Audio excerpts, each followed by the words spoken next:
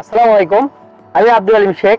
আজকে আপনাদের সাথে কথা বলবো বঙ্গচাষী ক্রপ মিউজিয়াম নিয়ে। বঙ্গচাষী ক্রপ মিউজিয়ামে কি কি ফসল নিয়ে আমরা আসলে রিসার্চ করতেছি বা আমরা ট্রায়াল করতেছি, এই ফসলগুলো কি কিভাবে আমরা সাজাইছি একের পর এক, তাহলে আজকে এগুলো আপনাদের সঙ্গে শেয়ার করব। এবার চলুন ঘুরে আসা যাক বঙ্গচাষী ক্রপ মিউজিয়াম থেকে।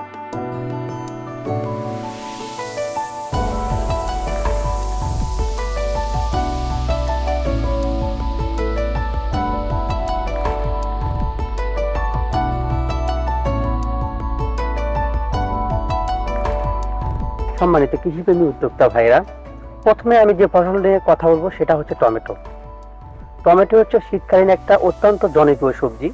এই সবজি নিয়ে আমাদের এই ট্রায়াল প্লটে সর্বমোট 10টি জাত নিয়ে আমরা রিসার্চ করতেছি আর কি।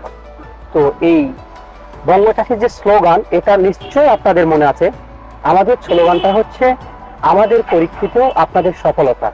এই স্লোগানকে সামনে রেখে আমরা এই 10টি জাতের রিসার্চ করে যে জাতটি আমাদের কাছে সেরা মনে হবে, সেটা ফলনে, গাছের গ্রোথ এবং রোগ বলায় সহনশীল জাত আপনাদের হাতে উঠায় দেব, যাতে আপনারা আমাদের মতো টমেটো চাষ করে সফলতা অর্জন করতে পারেন। তো আমরা যে টমেটোটা চাষ করেছি, এই 10টি জাতের মধ্যে আমাদের সবগুলো জাতই এখানে ভালো হয়েছে ইনশাল্লাহ। তো এই জাতগুলো আমাদের কাছে কেন ভালো মনে হচ্ছে, সে এক নজরে আপনাদের আমাদের মিউজিয়ামে ভিডিওর মাধ্যমে আমরা আপনাদের কাছে তুলে ধরবো। আমরা তো এখানে টমেটোটা লাগাইছি, এই ভ্যারাইটি গুলো দেখতে পাচ্ছেন, আমরা রোপণ করেছি বেশ কিছুদিন হচ্ছে। গাছে ইতিমধ্যে ফুল এবং ফল দেখা যাচ্ছে। তো আমরা এখানে জমি চাষ করার সময় একটা নির্দিষ্ট পরিমাণে বেজাল ডোজ যাকে বলা হয়, এই বেজাল ডোজের সারটা জমিতে ভালোভাবে মিশিয়ে নিয়েছি। তারপরে মালচিং করছি। মালচিং করার 7 থেকে 10 দিন পর টমেটো চারা রোপণ করা হয়েছে। ঠিক রোপণ করার পরে আমাদের যে পরিচর্যার বিষয়টা, পরিচর্যা হলো মেন। ফসলে জমিতে সবাই ফসল লাগাতে পারে, চাষ করতে পারে, কিন্তু সবাই সফলতার দ্বারপ্রান্তে পৌঁছাতে পারে না। তার একমাত্র কারণ হচ্ছে ভালো যত্নের অভাব। তো যত্ন করলে রত্ন মিলে, এটাই স্বাভাবিক। তো আমরা ক্রপ মিউজিয়ামটা যেভাবে সাজাইছি, সুন্দরভাবে লাগাইছি। 18 ইঞ্চি পরপর আমার এই টমেটোটা লাগানো হয়েছে।